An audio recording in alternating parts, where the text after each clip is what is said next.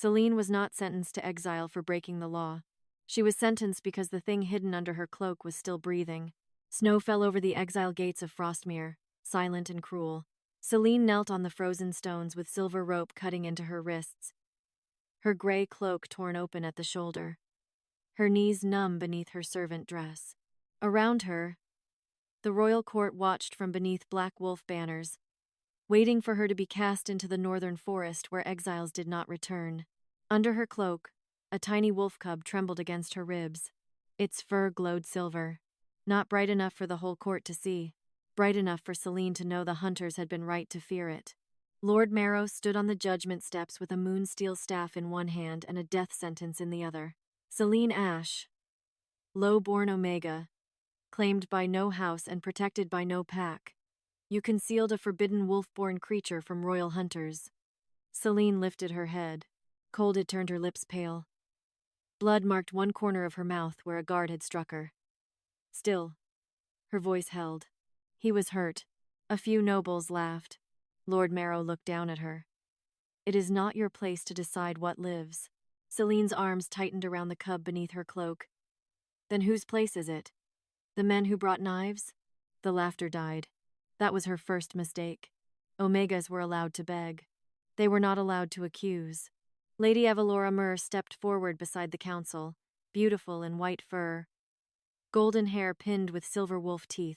Everyone in Frostmere knew she was meant to become Alpha King Cassian's Luna before winter ended. She looked at Selene as if pity could make cruelty clean. The girl is frightened, Evalora said softly.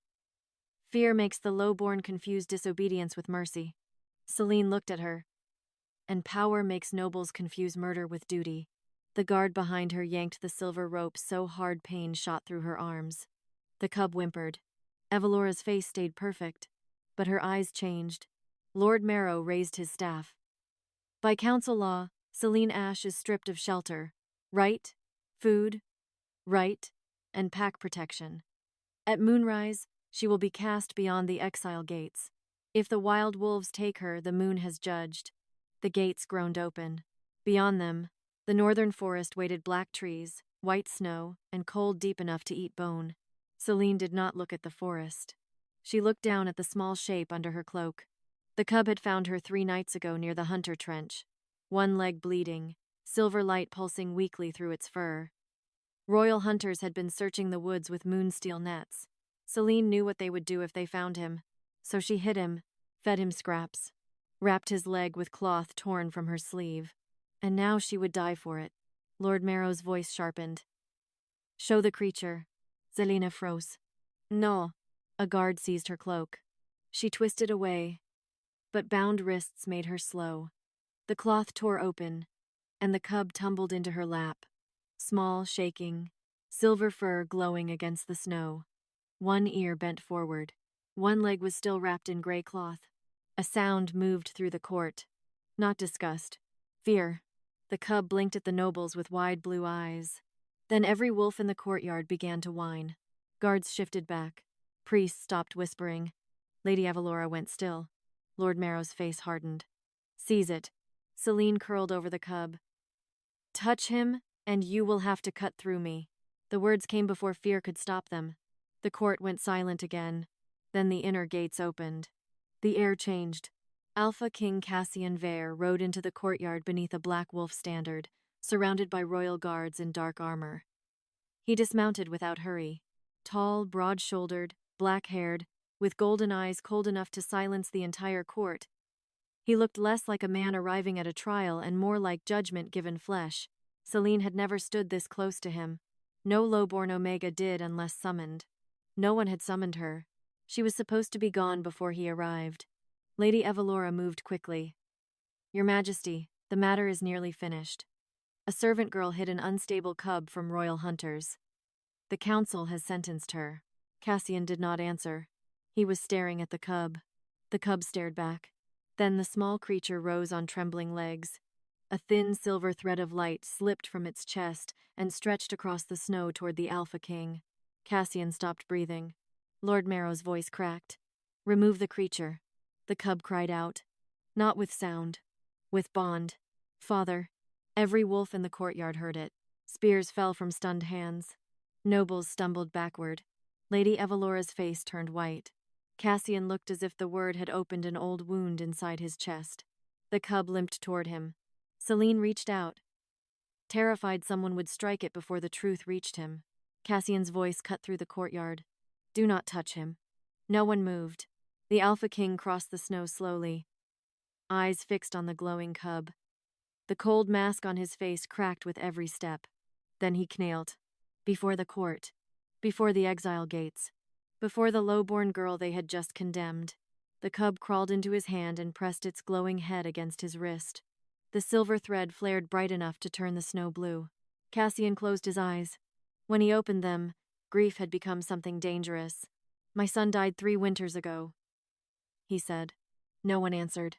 Selene looked up at Evalora. The false Luna candidate's hand had closed around the wolf-tooth pins at her throat. Fear flashed across her face before she buried it. Cassian saw Selene looking. Then he saw Evalora. His voice dropped. Who told me my child was dead? Lord Marrow stepped forward too fast. Your Majesty, the cub may be corrupted. Ancient bonds can be mimicked through forbidden. The cub growled. Tiny, weak, but every royal wolf lowered its head. Cassian rose with the cub against his chest. Only then did he look at Selene. Really look. At the rope cutting her wrists. At the blood on her mouth. At her torn cloak. At the way her body still leaned toward the cub, ready to protect it even from a king. What is your name? He asked. The question hurt more than the rope. Selene Ash. Evalora spoke quickly. No house, no blood. Right. No pack claim. Cassian did not look away from Selene. She protected what my court buried. Evalora went silent. Then the cub whimpered and reached one paw toward Selene. A second silver thread appeared. This one stretched from the cub's heart to her bound wrist. The priests recoiled. Lord Marrow whispered, cradle-bond. The exile gates slammed shut by themselves. The moon above Frostmere darkened at the edges. Selene stared at the glowing thread in horror. Cassian stared too. The cub pressed one paw to Cassian's armor, and the other to Selene's rope-burned hand. Then it spoke again through the ancient bond. Mother. Lady Evalora made a broken sound. Cassian turned toward her slowly, and for the first time, the girl sentenced to exile saw the Alpha King look at his own court like it had become his enemy. The word mother struck the courtyard like a blade of moonlight. Selene could not breathe. The glowing cub stood between her and Alpha King Cassian, one tiny paw pressed against his black armor, the other resting on her rope-burned wrist. Silver light pulsed from its small body into both of them, binding a king, a lost child, and a condemned Omega in front of every noble who had come to watch an exile. No one spoke. Even the snow seemed to hang still in the air. Cassian stared at the cub as if the world had become a wound he could not close. His face did not soften. Men like him did not soften in front of courts. But something broke behind his golden eyes. Something old. Something buried. Something that had never truly healed. Lady Evalora moved first. This is a false bond, she said quickly. Her voice was smooth, but the fear beneath it was not. The girl kept the creature hidden for 3 nights. Its instincts are confused. It is reaching for the nearest source of warmth. The cub growled. Small. Shaking. Barely dangerous. Yet every royal wolf in the courtyard lowered its head. Cassian turned toward Lord Marrow. Untie her. The command was quiet. No guard moved. That hesitation told Selene more than any confession could have. They were not afraid of disobeying the king. They were afraid of obeying him in front of the council. Cassian's eyes lifted slowly. I said untie her. A guard rushed forward, blade shaking, and cut the silver rope from Selene's wrists. The bindings fell into the snow. Her skin was raw, red, and bleeding where the rope had burned through. She pulled her hands to her chest, but the cub immediately stumbled into her lap and pressed against her, as if she were the only safe place left in Frostmere. Cassian watched it happen. The lost heir he had believed dead had crawled back to the girl his court had just condemned. Pain moved across his face before he buried it. What did they do to him, he asked. Selene looked down at the cub's injured leg. The cloth around it was soaked through, dark with old blood and something blacker. They hunted him with moonsteel, she said. The royal hunters behind Lord Marrow shifted. Cassian's voice dropped. You used moonsteel on a cub? Lord Marrow bowed. Silverborn wolf cubs are unstable before temple registration. If left unchecked, they can corrupt bloodlines, summon false bonds, and endanger succession. He could barely walk, Selene said. Marrow's eyes narrowed. You speak boldly for someone who stood under exile a moment ago. Selene looked at him, too tired to fear him properly. You were braver when my hands were tied. A low murmur moved through the servants gathered at the far edge of the courtyard. Avalora stepped closer to Cassian. My king, please. If this cub is truly your son, then someone has hidden him from you. The girl must be questioned. She may have taken him for leverage. Selene laughed once, but there was no humor in it. Leverage? I sleep near the kennels when the servant loft freezes. I eat what the kitchens throw away. I was being sent beyond the gates to die. What leverage did I have? Cassian looked at her then. Truly looked. At the torn cloak. The blood on her mouth. The rope wounds. The way her body curved around the cub, even while surrounded by spears. The way she did not reach for pity, even when pity might have saved her faster than truth. His jaw tightened. What is your name? He asked. Selene Ash. Your house? I have none. Your pack? None that claims me. Avalora seized the moment. You see? No blood. Right. No protection. No witness. She could have been used by anyone. Selene looked at her. I was used by everyone. That is different. The words cut cleanly. Cassian's gaze flicked to Avalora. For the first time, the false Luna candidate looked away. Then the cub whimpered. Its silver glow flickered, dimming at the edges. Selene felt the small body weaken in her lap and went cold. No. She pulled back the cloth around its leg. Black veins were spreading from the wound, crawling beneath the silver fur. Moonsteel poison. Cassian saw it. Healer. He snapped. The old temple priest stepped back as if the word itself could stain him. No temple healer can touch silver-born blood before purification. He is dying, Selene said. The law is older than grief. Cassian turned toward the priest, and for a moment every person in the courtyard seemed to remember that the king had claws. But Selene moved first.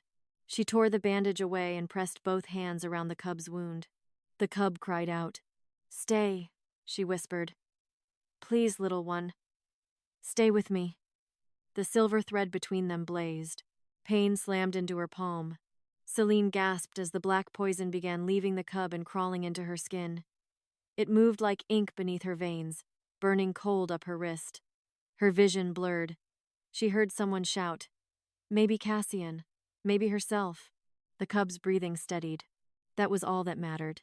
Cassian knelt in the snow beside her. Stop. If I stop, he dies. You will die. Selene looked at him through pain. Then at least he will know someone chose him first. The words hit him. Hard. The king who had lost his child. The man who had been told his bloodline had ended. The father who had arrived too late to save what a packless Omega had protected, with nothing but a torn cloak and her own body. Cassian did not touch her again, but his hand hovered near hers, useless and trembling. The poison climbed higher.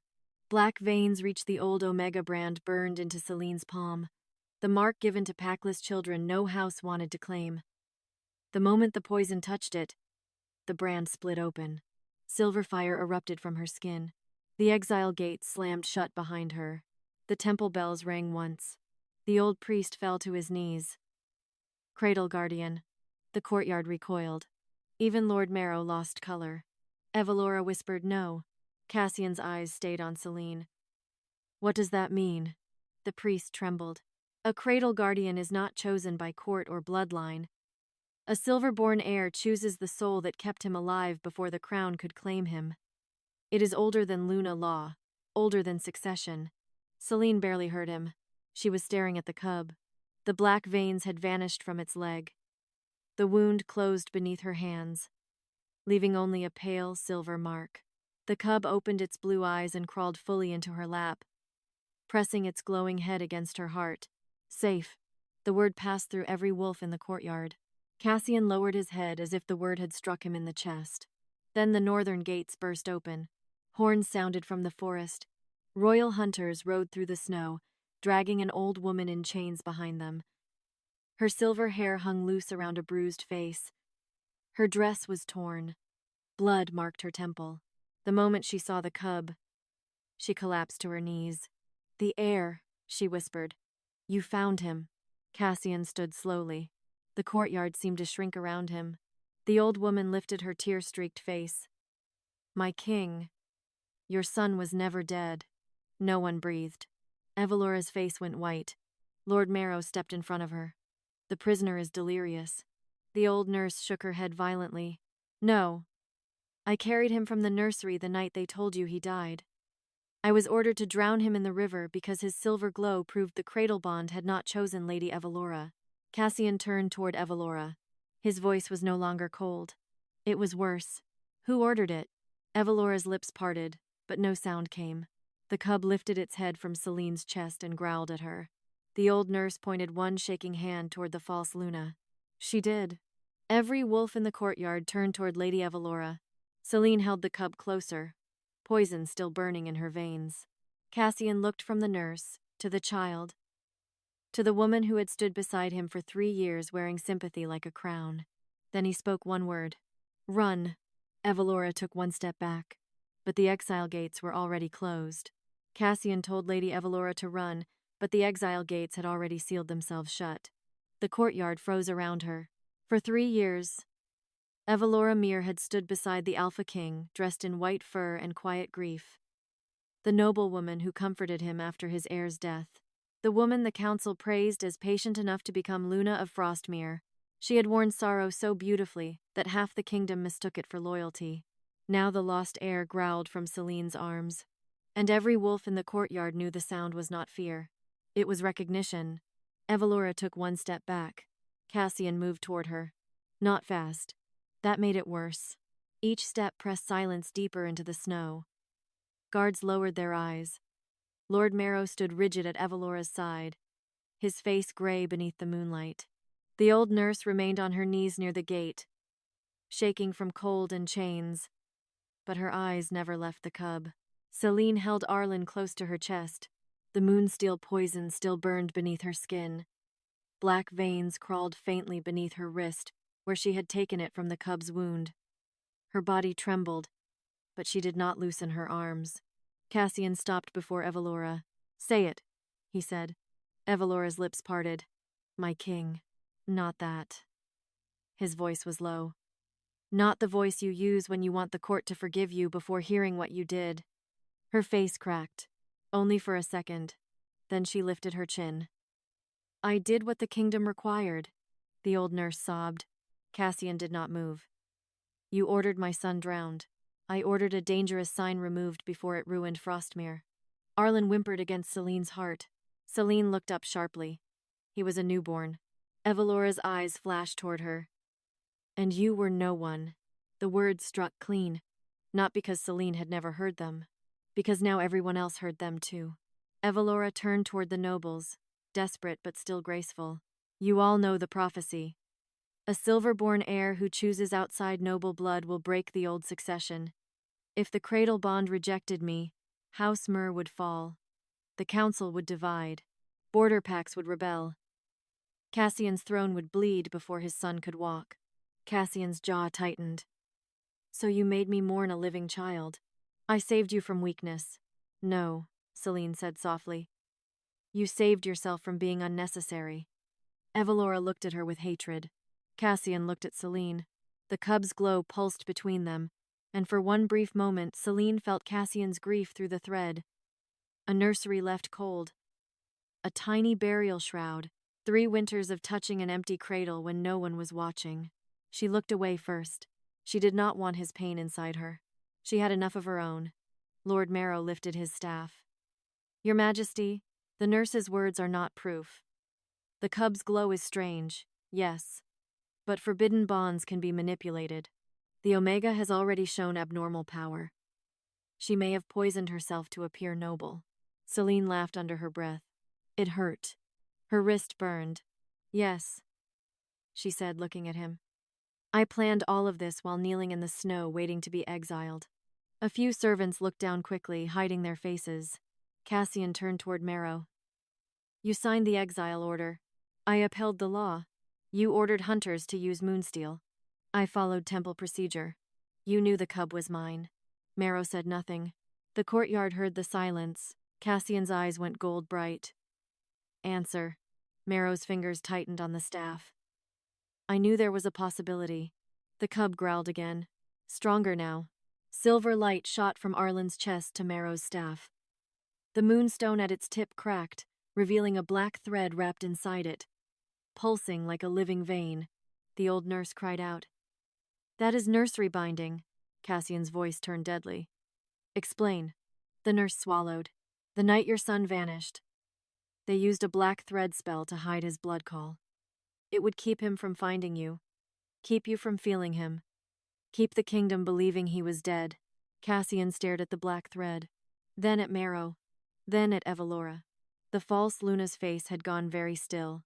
Selena felt Arlen begin to shake. Not from fear now. From memory. The silver thread between cub and father brightened. The courtyard changed around them. Moonlight bent. Snow lifted from the ground, hanging in the air like pale ash. Then the memory opened. Everyone saw it. A nursery washed in blue moonlight. A newborn cub glowing silver in a cradle. Cassian standing over him. Younger. Softer. One hand pressed to the child's tiny chest. Evalora in the doorway, watching. Lord Marrow behind her. The nurse holding a blanket, weeping silently. Then the scene darkened. Cassian disappeared from the vision. A cup in his chamber. Sleep herbs. A false alarm from the border. Evalora entering the nursery in white. Marrow wrapping black thread around the cradle. The cub crying without sound. The nurse begging. Evalora's voice in the memory. If he chooses a gutter soul over noble blood, he will unmake everything my house built. Then the nurse running through snow with the cub hidden beneath her cloak. Hunters following. Moonsteel flashing. The vision shattered. No one spoke. Cassian looked at Evalora as if the woman before him had died and left only the crime behind. You drugged me, he said. Evalora's eyes filled, but her voice hardened. You would have chosen the child over the kingdom. He was my son. He was a threat to the throne. He was an infant. He was silver-born. Her voice broke. And the cradle-bond did not call me. There it was. The naked truth. Not duty. Not kingdom. Rejection. Selene saw it then. Evalora had not feared the cub because he was dangerous. She feared him because, even as a newborn, he had refused her. Cassian drew his sword. The sound rang across the courtyard. Evalora stepped back. Marrow raised his staff in panic, but Cassian did not point the blade at them. He turned and cut the chains from the old nurse. The woman collapsed forward. Your testimony is heard, he said. Then he faced the court. Lady Evalora Murr and Lord Marrow will be held under royal guard until the old nursery records are opened. Evalora stared. Held? You will not condemn me? Cassian's face was stone. Not without witness. Selene looked at him then. Something in her chest shifted. Not forgiveness. Not trust. But recognition. He was learning quickly what his own court had forgotten. Truth spoken after fear is still worth more than blood spilled before it. Then Arlen cried out. The cub arched in Selene's arms, silver glow flickering violently. The black poison under Selene's wrist suddenly spread up her arm, faster than before. She gasped and nearly dropped him. Cassian was beside her at once. Selene. The old nurse crawled toward them. The nursery binding is still inside him. The poison was only the outer wound. If the black thread is not cut from the bond, it will pull him back toward death. Cassian's face went pale. How? The nurse looked at Selene's burning hand. Then at the silver thread between her. The cradle guardian must enter the bond. Marrow laughed once from where guards held him. And if she does, she will see what the child remembers. Evalora snapped. Silence. Too late. Selene heard the fear in her voice. Cassian did too. He looked at Selene. You do not have to. Arlen whimpered against her chest. Selene's arm was going numb. The poison had reached her elbow. She could feel the black thread tugging from somewhere inside the cub's tiny heartbeat. She looked at Cassian. If I do not, he dies. His jaw tightened. Then I go. The old nurse shook her head. The bond did not choose you for this part, my king. Those words hurt him. Selene saw it, but he did not argue. He only lowered himself before her in the snow, so his eyes were level with hers. What do you need? The question stunned her more than any command. No one had ever asked Selene Ash what she needed before sending her into pain. Her fingers curled around Arlen's glowing fur. Keep them away from me, she whispered. Cassian rose. When he turned back to the court, his wolf shadow spread across the snow behind him, vast and black and furious. No one touch her. Selene closed her eyes and pressed her poisoned hand over Arlen's heart. The silver thread opened. The courtyard vanished. And Selene fell into the memory of the night the Alpha King's son was stolen. Selene fell into the night Arlen was stolen. The courtyard vanished. Snow. Guards. Nobles. Cassian's black wolf shadow, all of it broke apart into silver light. Then Selene was standing inside a royal nursery washed in blue moonlight, holding Arlen against her chest, though her real body still knelt outside the exile gates. The cub was smaller here. Newborn. His silver fur glowed faintly beneath a blanket stitched with the Veer crest. He slept in a carved cradle beside an open window. Tiny paws curled, breathing softly like the whole kingdom had not already decided his life was dangerous. Selene looked around. No one could see her. She was only witness inside a memory. Then the door opened. Lady Evalora entered first. She looked younger in the memory, but not softer. Her white gown moved like mist across the floor. Behind her came Lord Marrow with a black thread wrapped around his fingers. Last came the old nurse, wrists trembling, face wet with tears. No, the nurse whispered. Please, he is the king's son. Evalora looked down at the sleeping cub. He is the end of my house. He is a child. He is a silver-born heir who refused noble blood before he could open his eyes. Marrow stepped toward the cradle. The king is asleep. The border horn has been sounded. We have little time. The nurse blocked him. For one moment, she looked brave enough to die. Evalora's face hardened. Move, Aveline. The nurse did not. Marrow struck her across the face with his staff. Selene flinched even though the blow could not touch her. Arlen woke and cried. The sound tore through the memory and into Selene's chest. She felt the black poison in her real arm burn hotter, but she held on. Marrow wrapped the black thread around the cradle. Arlen's cry vanished. His mouth stayed open, but no sound came. Selene's stomach turned. The thread did not only hide him, it swallowed him. Evalora leaned over the cradle. For a second, her face almost broke. Almost. Then she reached down and touched the cub's glowing forehead. Had you chosen me, she whispered, I would have loved you like a son. Arlen turned away from her hand. That single movement destroyed whatever mercy remained in her. Take him, she said. The nurse fell to her knees. If you kill him, the king will feel it. Marrow smiled. Not if the bond dies first. Selene saw the black thread sink into Arlen's chest. Then the memory shifted. Aveline ran through snow with the cub hidden beneath her cloak. Hunters chased her through the lower forest. Moonsteel nets flashed behind her. One struck Arlen's leg. The cub cried soundlessly. Aveline stumbled, bleeding, desperate, carrying him toward the frozen river. But she did not drown him. She hid him, inside the roots of an ancient white pine. Beneath a carved stone marked with an old cradle rune, Aveline pressed her hand over Arlen's chest and sobbed. Live. Even if he never knows. Live. Then the hunters found her. The memory shattered. Selene fell deeper. Now she saw 3 winters pass in fragments. Aveline returning again and again to the hidden den. Arlen growing slowly, weakly, silver glow flickering under the black thread. Hunters circling the forest. Evalora standing beside Cassian at court, wearing grief like a veil. Cassian alone in the nursery at night. One hand on an empty cradle. Rage and sorrow locked so tightly inside him that even his wolf could not howl. Selene saw herself too. A low-born Omega girl sleeping near the kennels, carrying kitchen scraps, walking past the white pine without knowing why it made her heart ache. Then, 3 nights ago, Arlen crawled from the roots and collapsed near her feet. Not by accident. The cradle-bond had pulled him to the only soul near enough to answer, Selene Gaspet. The black thread inside the memory snapped toward her. It wrapped around her wrist. Pain dragged her back toward the present. She opened her eyes in the snowy courtyard with a cry. Arlen was shaking in her lap. The black poison had reached her shoulder. Cassian knelt before her, his face pale with fury and fear. "What did you see?" he asked. Selene tried to speak. No sound came. The black thread had wrapped around her throat now. Evalora saw it. Relief flashed across her face. Cassian saw that too. He stood slowly. "Lady Evalora," he said, voice deadly calm. "You entered my son's nursery the night he vanished." She looked at him as if wounded. "You saw nothing." She saw nothing. "The girl is poisoned and hallucinating." Selene clawed at her throat. Arlen cried. Cassian did not look away from Evalora.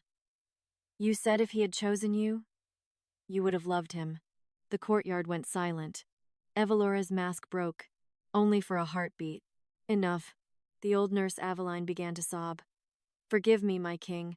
I could not drown him. I hid him. I kept him alive as long as I could." Cassian closed his eyes. When he opened them, the father stood where the king had been. "You saved him," he said. Then he turned to Selene. The black thread was choking her now. Silver light flickered around her fingers. She could feel it tightening toward Arlen's heart. If she died, the cradle bond might break. If the bond broke, the cub would fall back into silence. Marrow leaned toward the guards holding him. If she dies, the matter becomes simple again.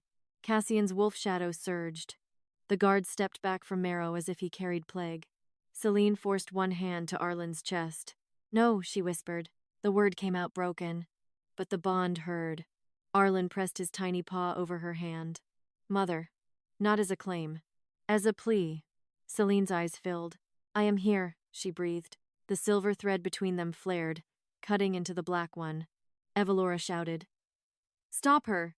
Cassian moved before any guard could obey. His sword struck the snow between Selene and the court, black steel glowing with Alpha command. "One step toward her," he said, "and I will forget mercy exists." No one stepped. Selene closed her eyes again and followed the black thread inside Arlen's heartbeat. This time, she did not fall into memory. She fell into the place where the bond had been tied. It was a dark nursery made of roots, moonlight, and old fear. Arlen stood at its center, no longer a cub, but a small silver child shape wrapped in black thread from chest to throat. He looked at Selene with wide blue eyes. "Are you my mother?" he asked.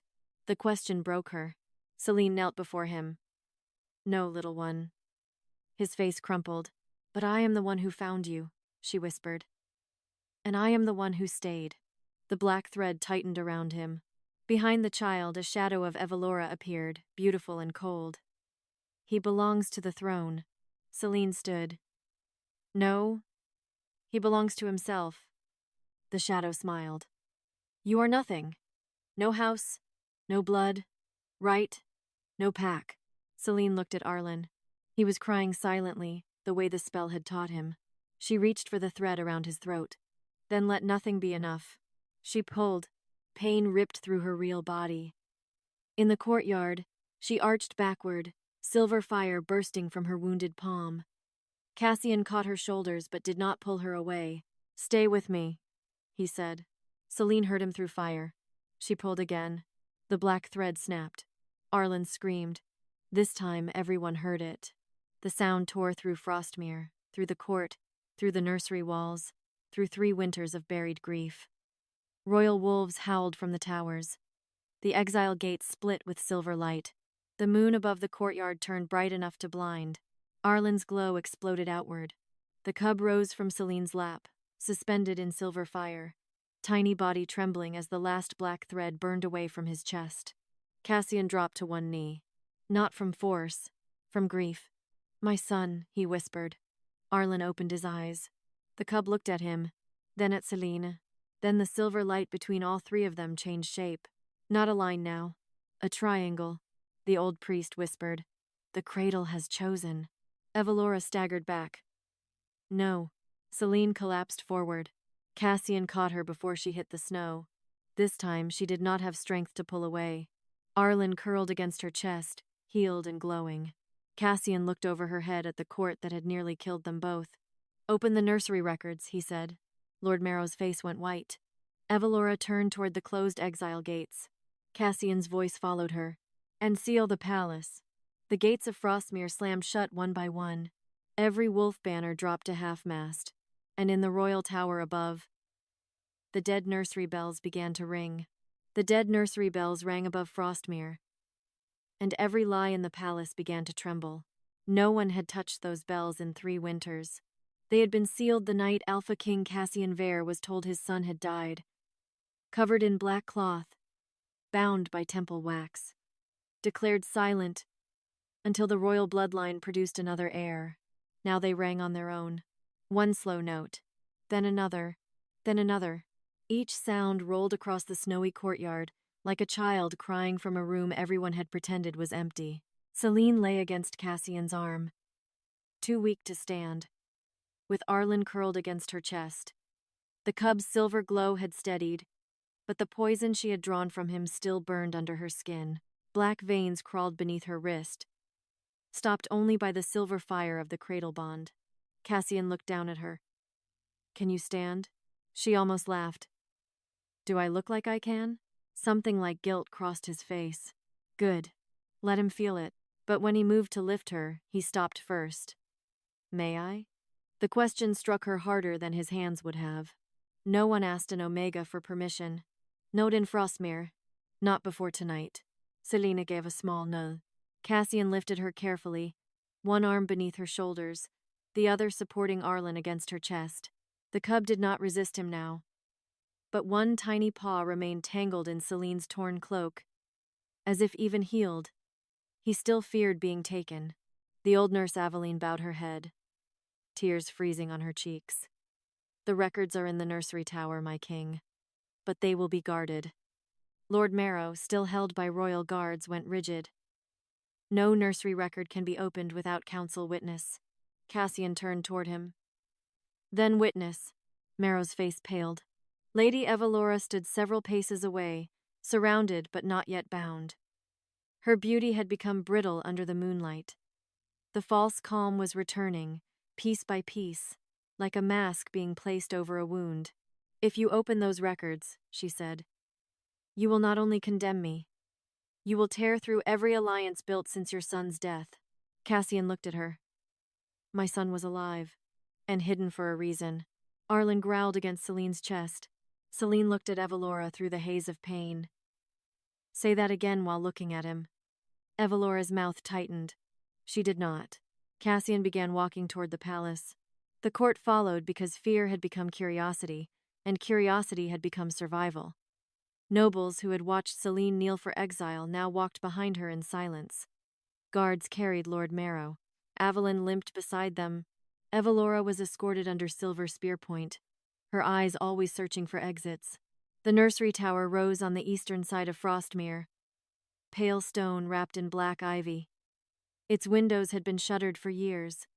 The stairway smelled of dust, old milk, and candle smoke. With every step upward, Arlen's glow grew brighter. Selene felt it too. The tower remembered him. At the nursery door, 3 temple seals blocked the entrance.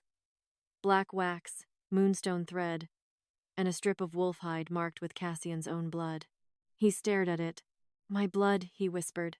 Aveline lowered her eyes. "They took it while you slept." Cassian's jaw hardened. Selene looked at the seal. It was not only hiding the room. The silver fire in her palm flickered. It was hiding grief. Cassian looked at her. She did not know how she knew. The cradle bond made the air feel full of old wounds. The door did not feel locked by metal. It felt locked by a father's pain, stolen and used against him. Cassian lifted one hand toward the seal. Marrow spoke behind him. "If you break it, there is no going back." Cassian did not turn. "There was no going back the moment my son called from her arms." He tore the seal apart. The nursery door opened. Inside, nothing had been moved. That was the cruelty of it. The cradle still stood beneath the window, A small silver blanket lay folded over the rail. Wooden wolves sat untouched on a shelf. A cup rested beside a chair, dried herbs still dark at the bottom. The room looked ready for a child who would never return. Except Arlen had returned. The cub lifted his head and whimpered. Cassian went still. Selene saw his hand tremble. This was not the Alpha King now. Not the feared ruler of Frostmere. Just a father standing inside the room where his grief had been staged. Evalora's voice came softly from the doorway. I sat with you here after the funeral. Cassian closed his eyes. Yes, I held your hand. Yes, I loved you. He opened his eyes and looked at her. You loved the crown beside me. The words hit cleanly. Evalora flinched as if struck. Aveline moved toward the cradle and knelt. Her trembling fingers found a hidden latch beneath the carved wolf heads. A panel opened. Inside lay a small black ledger, a silver birth cord, and a strip of cloth marked with dried blood. Marrow lunged. The guards dragged him back before he reached the cradle. Selene's heart beat faster. Aveline opened the ledger. Her voice shook as she read. On the first winter moon, Prince Arlen Vere was born silver, marked. The cradle-bond refused Lady Evalora Myrrh. The bond remained open. Council order. Conceal the heir until a noble guardian can be forced, or the bloodline replaced. The room went silent. Cassian's face turned to stone. Evalora whispered, No. Aveline read on. Secondary order. If the child bonds to low-born blood, destroy the child and erase the witness. Selene felt the words enter her body like cold water. Destroy the child. Erase the witness. That had been her sentence before she even knew Arlen existed. The cub pressed closer to her chest. Cassian's shadow filled the room. Who signed it? Aveline swallowed. Her eyes lifted to Lord Marrow, then to Evalora. Both. Evalora shook her head. My father forced my hand. Cassian turned. You signed my son's death. I signed Frostmere's survival. No. Selene's voice was weak, but it cut through the room. You signed because a child chose someone beneath you. Evalora's eyes burned. You know nothing of what noble women are trained to fear. Selene held Arlen tighter. I know what abandoned children fear. That silenced her. For a moment, Evalora looked almost human beneath the ambition. Almost broken. Almost young. Then Lord Marrow laughed. Softly. Everyone turned. You think the ledger is the worst thing in this room? He asked. Cassian's claws slid from his fingers. Speak carefully. Marrow smiled. The cradle-bond did not merely reject Lady Evalora. It rejected the entire council line. The heir chose a guardian outside noble blood because royal blood itself is failing. The nursery grew colder. Selene felt Arlen's glow flicker. Cassian stepped closer. What does that mean? Marrow looked at Selene. It means the girl is not only his guardian. She is the sign that the old Luna blood has returned where the court buried it. Selene shook her head. No, she did not want another secret. Another reason for powerful people to look at her like a weapon. Marrow's smile widened. Ask why the cub found her. Ask why her Omega brand split under silver fire. Ask why the exile gates obeyed her. Ask why the nursery bells rang when she broke the thread. The walls answered before anyone could. Silver light spilled from beneath the cradle. The floorboards cracked open, revealing old moon symbols carved into stone. A woman kneeling beside a silver cub. A black-crowned wolf standing behind her. And beneath them, one phrase burned in ancient script. The heir chooses the mother of mercy before the crown chooses the queen of law. Evalora stepped back. Aveline covered her mouth. Cassian looked at Selene. Not with hunger. Not with claim. With fear for her. Selene hated that it made her feel less alone. Then Arlen lifted his head and cried out. The birth cord in the cradle began to glow. A hidden door opened behind the nursery wall. From the darkness beyond came the sound of many small breaths. Selene turned slowly. Cassian drew his sword. Aveline whispered, No. They told me there was only one. Inside the hidden chamber, silver light flickered over rows of tiny cages. More wolf cubs, dozens of them, all glowing, all silent, all looking at Selene. The hidden chamber was full of glowing wolf cubs. Dozens of them, small silver bodies curled inside iron cages. Some slept with their paws tucked beneath their chins. Some stared silently through the bars with frightened blue eyes. Some were so weak their glow flickered like dying candles in the dark. Selene forgot her pain. She stepped forward before anyone could stop her. Arlen lifted his head against her chest and whimpered. The sound passed through the chamber. Every cub looked at him. Then every cub looked at Selene. Behind her, Cassian went still. Not with shock. With horror. The Alpha King had believed his son was the only lost heir. Now he stood inside a room full of stolen silver-born children, hidden behind his nursery wall. His voice came out low. "How many?" No one answered. The old nurse Aveline covered her mouth and began to cry. "I never knew. I swear to the moon. I never knew there were more." Lord Marrow's face had gone gray. Lady Evalora looked at the cages, then at Selene, then at Cassian. For the first time since the courtyard, she looked truly afraid not of death, but of the truth becoming too large to manage. Selene moved toward the nearest cage. A tiny cub pressed itself against the back wall, shaking. "Easy," she whispered. The cub did not understand words, but it understood fear. Selene knelt despite the poison burning up her arm. The black veins had reached her shoulder now, crawling beneath her skin like winter roots. Still, she placed her uninjured hand near the bars. "I will not hurt you." The cub sniffed. Then it crawled forward. The moment its nose touched her fingers, silver light burst from the cage lock. The iron melted open. Gasps filled the nursery. The cub stumbled out and collapsed against Selene's knee. Cassian looked at Marrow. "You caged them. Under my son's room." Marrow swallowed. Silver-born cubs are unpredictable. The council collected them for protection. Selene's voice turned sharp. "Protection does not need cages." Marrow's mouth tightened. "You know nothing of blood law. I know what scared children look like." That silenced him. Cassian stepped toward the cages. The cubs recoiled from him at first, and the reaction struck him harder than any blade. These were children of Frostmere, born under his reign, hidden under his roof, and they feared the scent of royal power. He lowered his sword, then lowered himself to one knee. "I will not command you," he said softly. The chamber went quiet. A tiny cub near the third cage lifted its head. Cassian's hand trembled, but he did not reach through the bars. He waited. Selene saw it. The king who had ridden into the courtyard as judgment now knelt before frightened cubs and waited for permission. Something inside her chest ached. Dangerous. Unwanted. Too soon. Arlen wriggled from her arms and padded toward the cages. His silver glow brightened, and the other cubs began to answer. One by one, thin threads of light stretched between them, not to Cassian, not to Evalora, not to the council. To Selene. Aveline whispered. "Cradle. Guardian." Marrow suddenly lunged, not toward Cassian, toward Selene. He ripped free from one guard and pulled a hidden black blade from his sleeve. "If the bond completes, the cubs will never answer noble blood again." Cassian turned. Too late. Marrow drove the blade toward Selene's back. Arlen cried out. The cubs screamed. Selene spun, but the poison had slowed her body.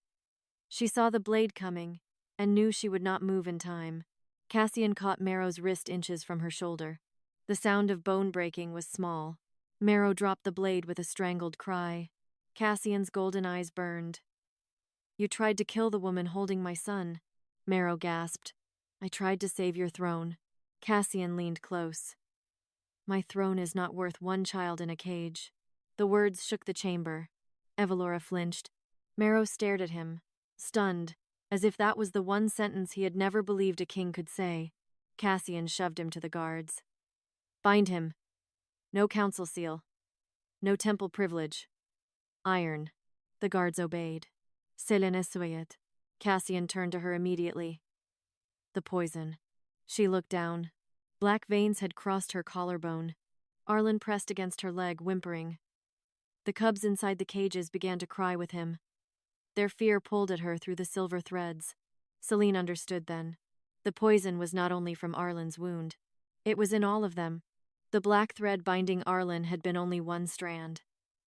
This room was a web. If she freed the cubs, she would feel every wound. Cassian saw the realization in her face. No. She gave a weak smile. You are very fond of that word. I am fond of you breathing. The words landed too openly. The chamber stilled around them. Selene looked at him, startled. Cassian looked away first. Good. He should be afraid of what he felt. So should she. Evalora's voice broke the silence. She cannot survive opening all the cages. Selene turned toward her. You knew. Evalora did not deny it. Her face looked hollow now. I knew there were others. Not how many. That makes it easier? No. Evalora's eyes filled, but her voice stayed bitter. It makes it worse. A cub cried from the farthest cage. Small, weak, almost gone. Selene stood. Cassian blocked her path. Tell me how to help. You cannot carry the bond. Then give me something I can carry. She looked at the cages. Then at the nobles, guards, priest, and false Luna crowded inside the nursery tower. Keys, she said. Marrow laughed from the floor. There are no keys. Only blood opens cradle cages. Selene looked at Evalora. The false Luna went pale. Cassian followed her gaze. Your blood? Evalora swallowed. House Mere sealed the nursery. The cubs cried again. Selene stepped toward her. Then open it. Evalora shook her head. If I do, my house falls. Selene's voice softened. Children are dying. Evalora looked at the cages. For a moment, all her ambition stood on one side, and every small breath in the room stood on the other. Then she pulled the silver wolf-tooth pin from her hair and cut her palm. Blood fell onto the floor. The cages shook. Marrow screamed, No! Evalora whispered. Open.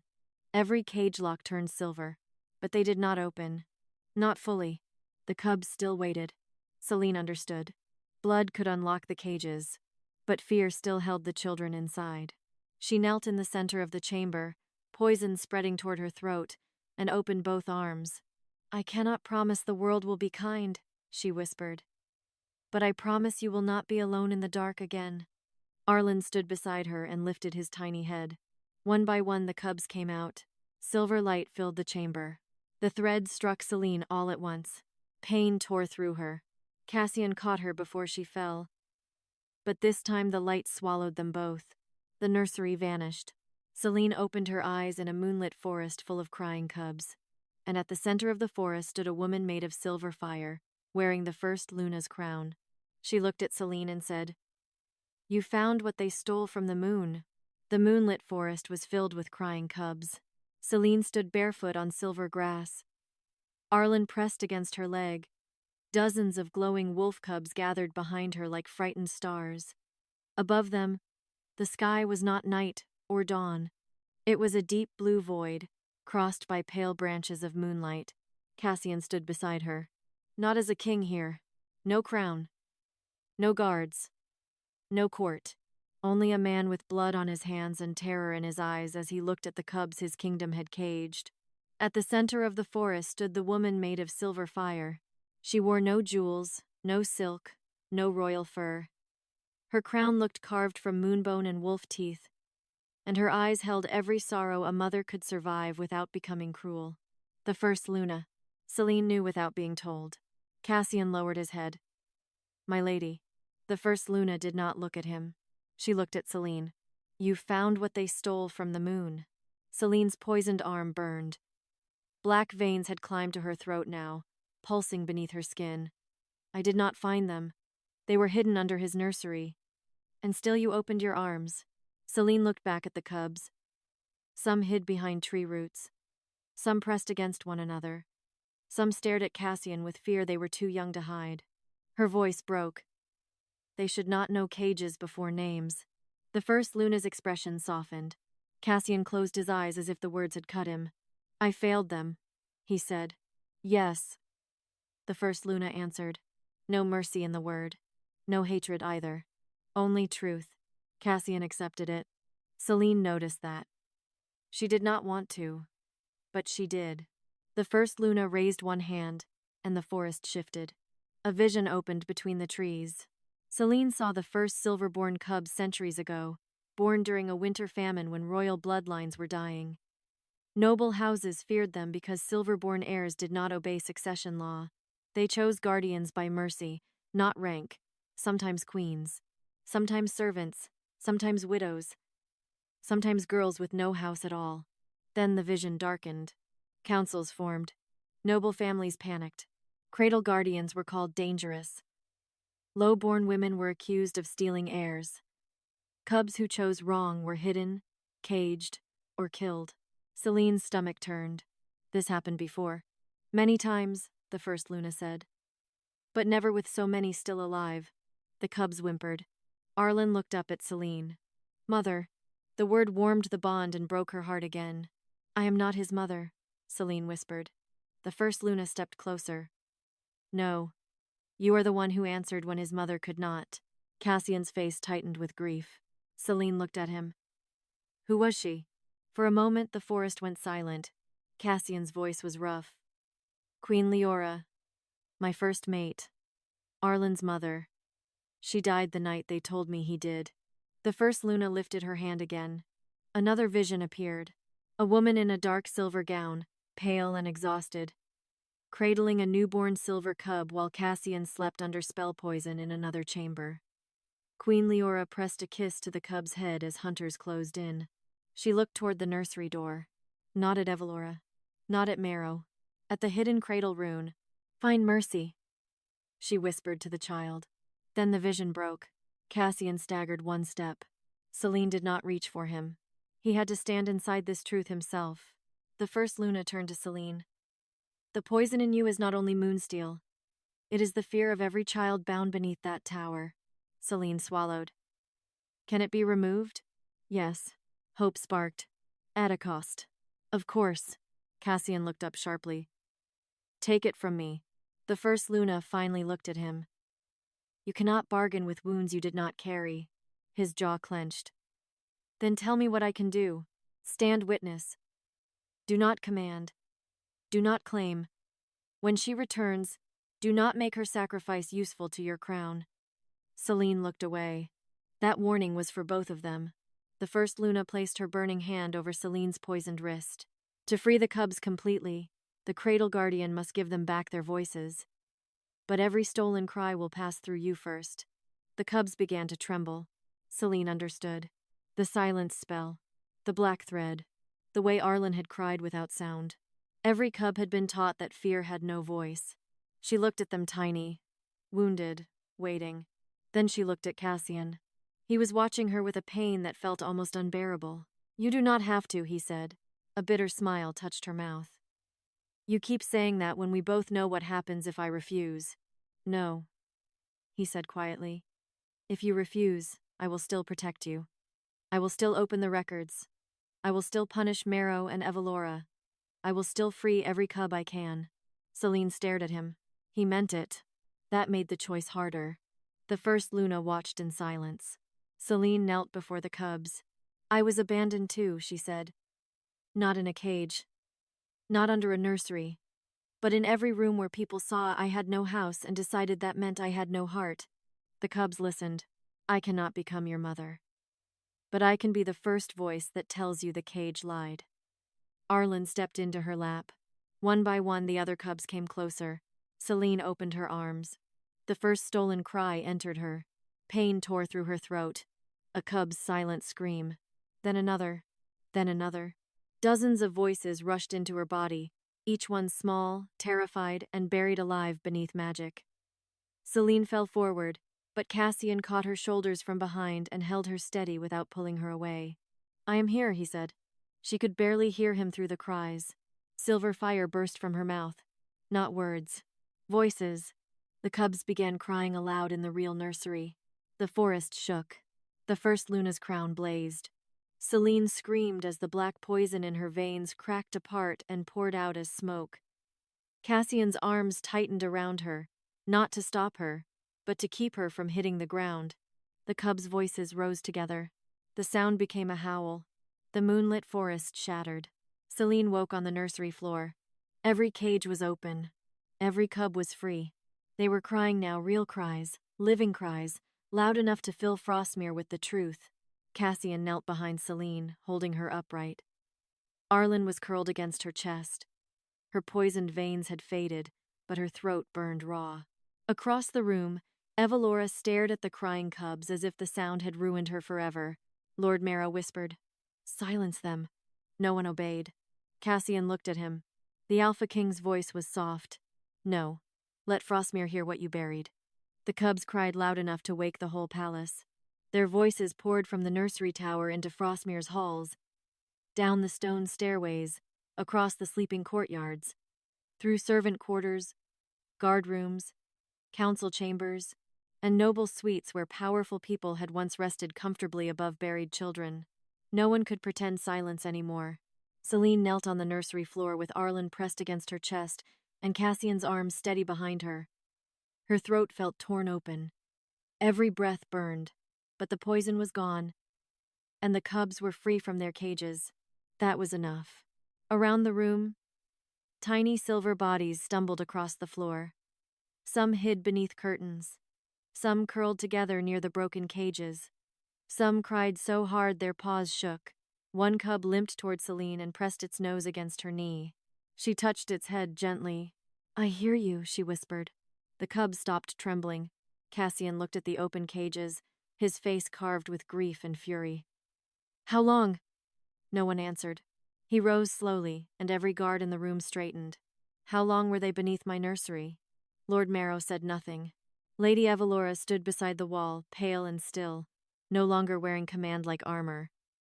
The cub's cries had stripped the room of every beautiful lie she had used to survive. Cassian stepped toward Marrow. The counselor lifted his chin. "If you want the number, open the ledger." A guard placed the black nursery ledger in Cassian's hand. Cassian opened it. His eyes moved across the first page, then the second, then the third. Selene watched his face change. Not shock now. Rage. Quiet rage.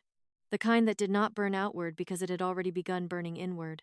43, he said. Aveline covered her mouth. Evalora closed her eyes. Cassian's voice broke low.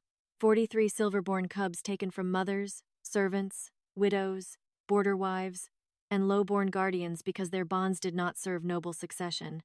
A small cub cried from under the cradle. Selene forced herself to stand. Her body swayed, but she did not fall. Arlen stayed against her chest, his glow warm and steady. "Where are their mothers?" she asked. Marrow smiled faintly. "Some dead, some exiled. Some convinced their children were stillborn. Some paid to keep silent. Some marked mad when they would not stop searching." The room went cold. Cassian crossed the distance and struck him. Not with claws, with an open hand. Marrow hit the wall and slid down, blood at his mouth. The court would later call it loss of control. Selene knew better. It was restraint. Cassian knelt before him. "You will name every mother." Marrow laughed through blood. "And when they come? When half your kingdom learns noble heirs were hidden under your roof? When houses riot? When mothers demand blood? What then, my king?" Cassian's eyes did not move. "Then they will have truth before they choose what to demand." Evalora spoke softly. "Truth will not save you." Cassian turned to her. She looked exhausted now. Not innocent, never innocent, but stripped down to the girl beneath the ambition. "My mother taught me that if a woman is not chosen by blood, she must become necessary by force," Evalora said. "When the cradle-bond rejected me, I knew what I would become. Decoration. Consolation. A bride kept near the throne, but never inside it." Selene's jaw tightened. "So you let children be caged?" "I let Marrow convince me the cages were temporary." "Did you ever come down here?" Evalora's silence answered. Selene stepped toward her, Arlen still in her arms. "Look at them." Evalora did not move. "Look." The word cracked across the room. Evalora forced her eyes toward the cubs. One tiny silver cub stared back from beside a broken cage, its muzzle scarred from biting the bars. Evalora's face collapsed. Not enough to redeem her. Enough to begin punishment. Cassian looked to the guards. "Take Lord Marrow to the judgment hall. Iron chains. No council privilege. No temple seal." The guards dragged Marrow up. "And Lady Evalora?" one asked. Cassian looked at Selene. She hated that everyone did. She was tired. Tired of being the wound they suddenly wanted to consult, because truth had made her powerful. But Arlen's tiny paw pressed against her heart. So she answered. She stands in the judgment hall, Selene said. Not hidden. Not protected by title. She reads the ledger aloud. Evalora flinched. Good. Cassian nodded. So ordered. Then the nursery bells rang again. This time the sound was different. Not grief. Summons. Aveline looked toward the window. The mothers will hear. Selene moved to the window and looked down. Below, Frostmere was waking. Servants stood in courtyards with shawls clutched over nightclothes. Guards emerged from barracks. Noble doors opened. And beyond the palace walls, from the lower village and the frozen roads, wolves began howling back. One howl, then 10, then hundreds. Not royal wolves. Mothers. Selene felt the sound through her bones. The cubs felt it too. They rushed toward the window, crying, glowing brighter as answering howls rolled through the night. Cassian came to stand beside Selene, careful not to touch her. They are coming, he said. Yes. They may tear the palace apart. Selene looked at the cubs. Then open the gates before they have to. Cassian turned toward the guards. Open every gate of Frostmere. A captain hesitated. My king, if the outer packs enter before dawn. Cassian's voice cut him off. Open them. The captain bowed and ran. Below, the great gates of Frostmere began to open one by one. Cold wind rushed through the palace. Arlen lifted his head. His silver glow flared, and every cub in the nursery answered. Threads of light stretched from the cubs toward the open gates, out into the night, searching. Then the first woman entered the courtyard.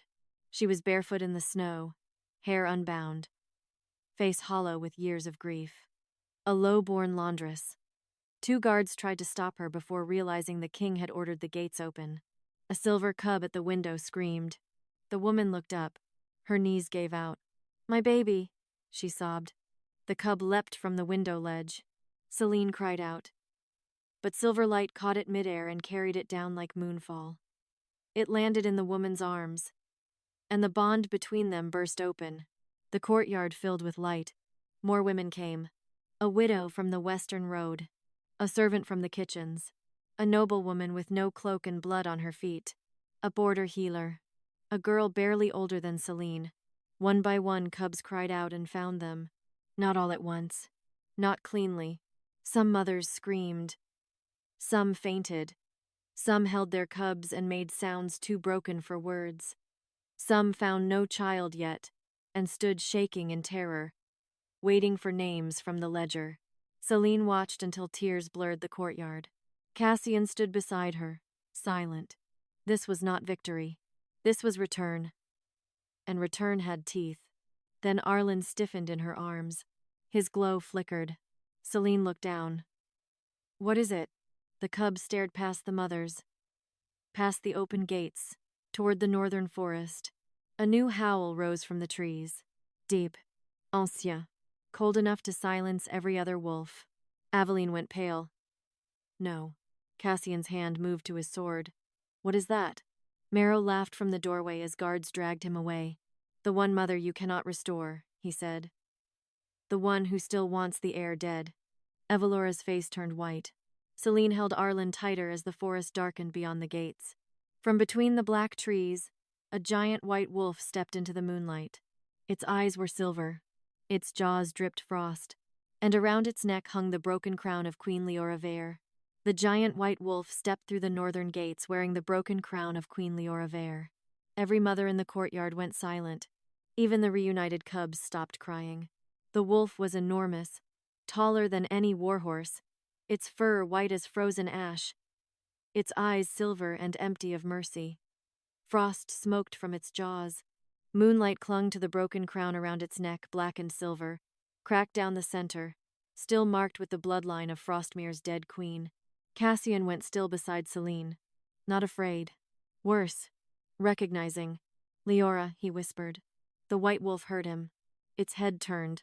For one moment, Selene saw something almost human move behind its silver eyes. A woman trapped under a beast's grief.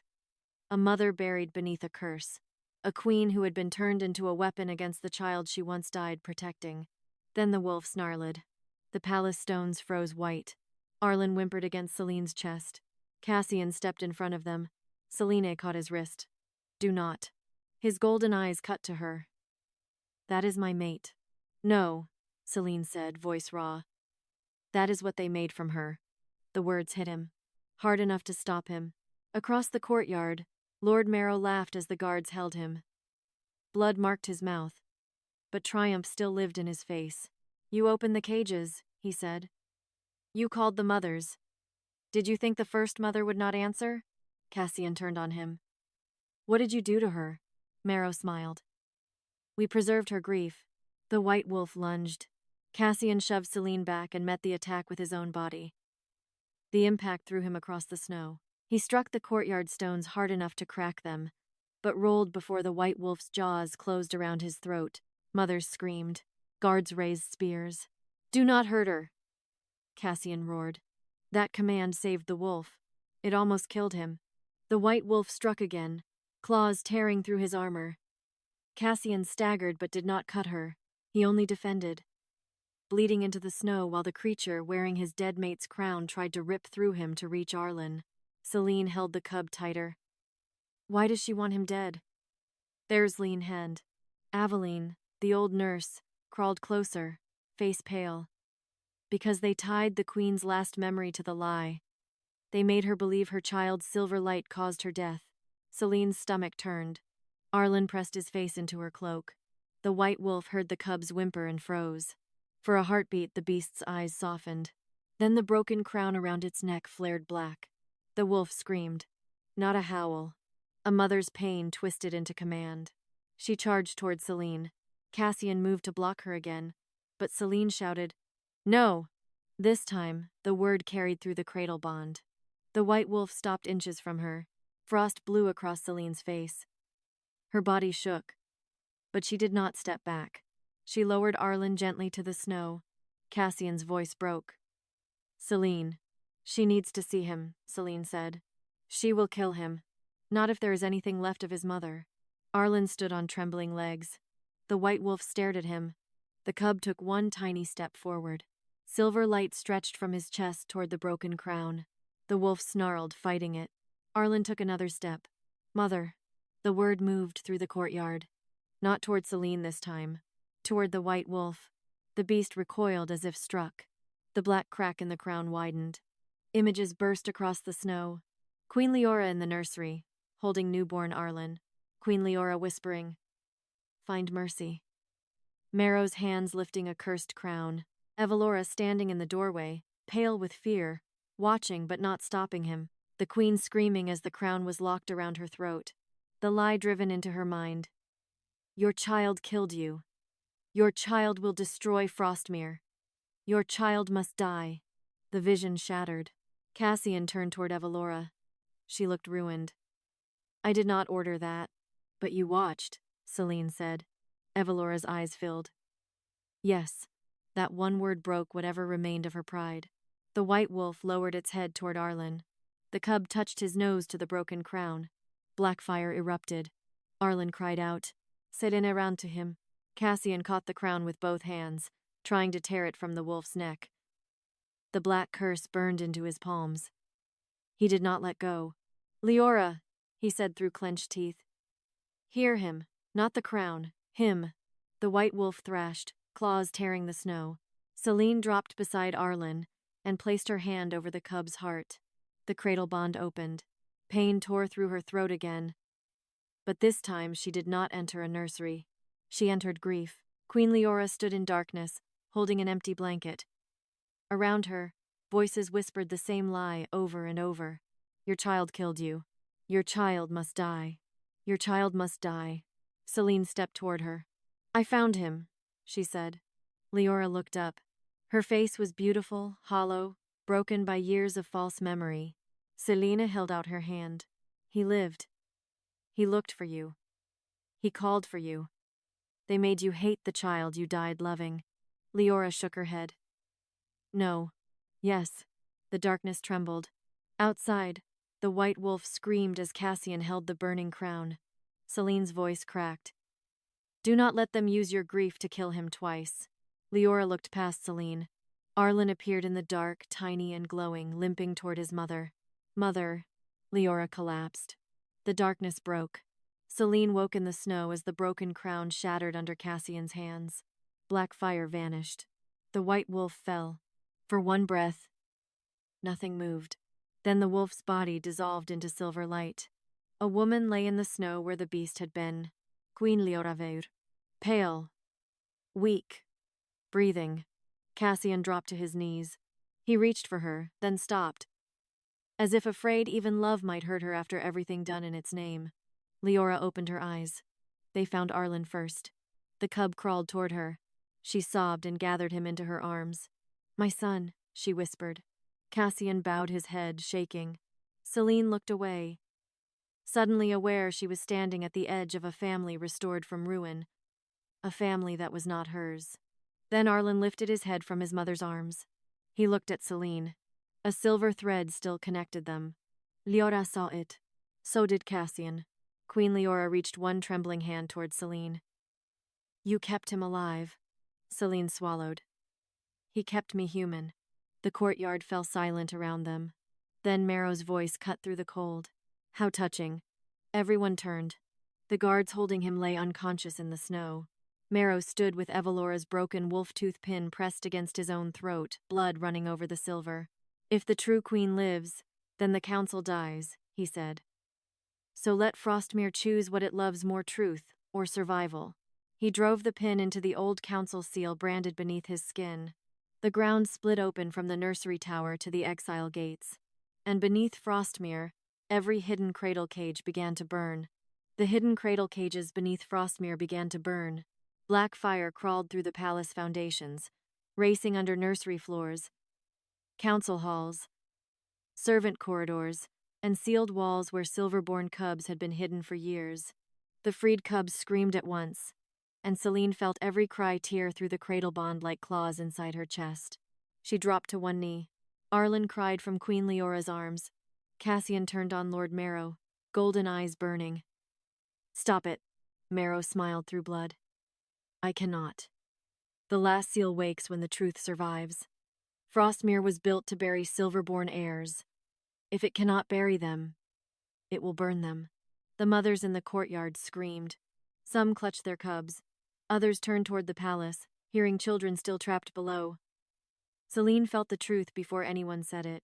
The nursery tower had not held them all. There were more cages. More cubs. Still hidden. Still burning. She forced herself upright. Take me to them. Cassian looked at her. Selene. Her eyes sharpened. The command died in his throat. He swallowed. Tell me how to help. Lady Evalora stood near the broken steps, pale as the snow. I know the way. Every gaze turned to her. Selene held Arlen's tiny paw. Then walk.